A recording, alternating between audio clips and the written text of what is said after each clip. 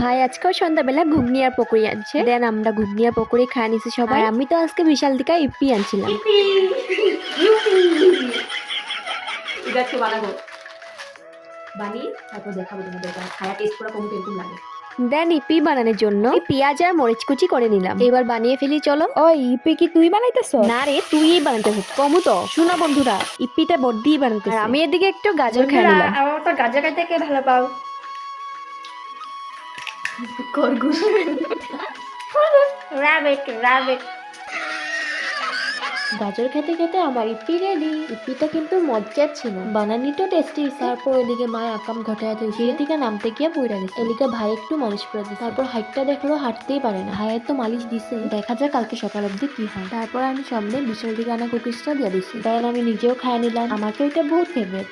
তারপর কিছু রান্নাঘরে মায়ের তো পায়ে ব্যথায়, তার লিগে আজকে রান্নাটা আমি করি। গিয়া পেঁয়াজ কুড়া আনছি। আজকে ঘরে চিকেন আনা হয়েছে। তারপর ঝটপট আমি চিকেনটা বানিয়ে নিচ্ছি। দেখা হবে কালকে নিয়ে ভিডিওতে।